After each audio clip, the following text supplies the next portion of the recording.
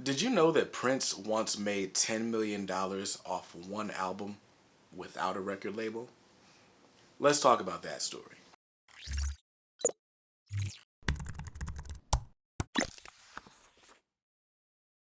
What's up, guys? Brandon here from KDMR Music, the channel that teaches you how to succeed in the music business. Now, if you are new around here, we do videos every single week about music marketing, music strategy tips, and sometimes we break down case studies from real live artists like we're doing in this video. Prince unfortunately passed away about 3 years ago. And back when he did, I decided to dive into this story that a lot of people don't really know about him. And that is the story of the Crystal Ball album. Now, one thing that Prince is pretty famous for was his dispute with his record label, Warner Brothers. Now, Warner Brothers was the label that released his most famous work, which would be Purple Rain, right? The movie came out, the album was great, and it's just been the piece that defined Prince and his career. And after that success, Prince didn't really enjoy his time at the label for much longer after that. And he decided he wanted out of his contract. And, well, Warner Brothers wasn't having that. And so it started a really long process where, I guess the culmination of that process was Prince was touring with the word slave written on his face in protest of his record label. He even left the record label eventually, and because he found out that, okay, if I change my name, then I'm not bound to this contract anymore. And that's when he started he became known as the Symbol, and people would call him the artist formerly known as Prince. Now, there's a really great interview out there with Prince and Tavis Smiley talking about all the moves he's made after his record label. And one thing that people kind of glossed over at the time was the album Crystal Ball. Now, Crystal Ball was an album that came out in 1998, and it was a 3 CD box set, right? But not just the 3 CDs that contain the Crystal Ball album, but there are also two bonus discs as well. One of them was an instrumental album, and I believe the other was some live tracks that hadn't been previously released. But a 5 CD set, and you could only order this album by calling a special hotline that Prince had, right? Because, Twitter wasn't the thing back then.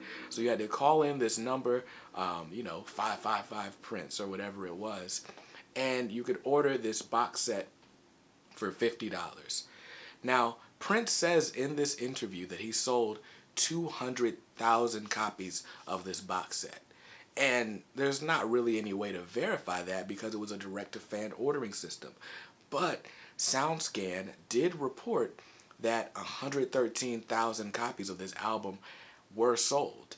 Now, SoundScan doesn't always take into effect every single direct-to-fan sale you may have, and they don't always take into consideration all the international sales of a product.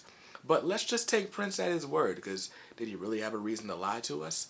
So if he sold 200,000 albums at $50 a pop, he grossed $10 million off that one album. Now, of course, those results are not typical. Prince had the benefit of being a star for over a decade prior to releasing that album. I'm sure if Beyonce left her label today and released a $100 box set, she'd make just as much money, maybe even more, right?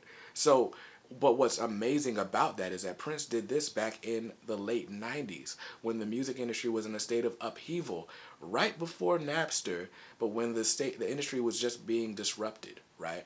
So he's able to do that and capitalize on fan relationships when it was much harder for fans to access music, right? Prince had such diehard fans that they were willing to call this 800 number, and who can guess how many times the number may have accidentally hung up on them or whatever, right? But this is the power of having a well-engaged fan base. And I say this all the time.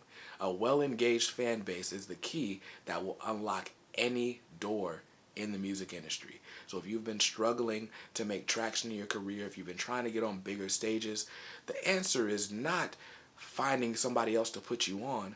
The answer is finding more fans. And there are tons of ways to do that. By the way, if you like this video, give it a thumbs up. Make sure you subscribe to the channel so that you can find out more about those different ways to engage and find new fans and turn them into really die-hard fans. I've got a free training. I talked about the fan journey, which will break down the steps, the 5 steps from strangers to super fans. So if you're interested in checking that out, the link is in the description below. And again, subscribe to the channel so you don't miss out. I will see you in the next video very soon. Peace.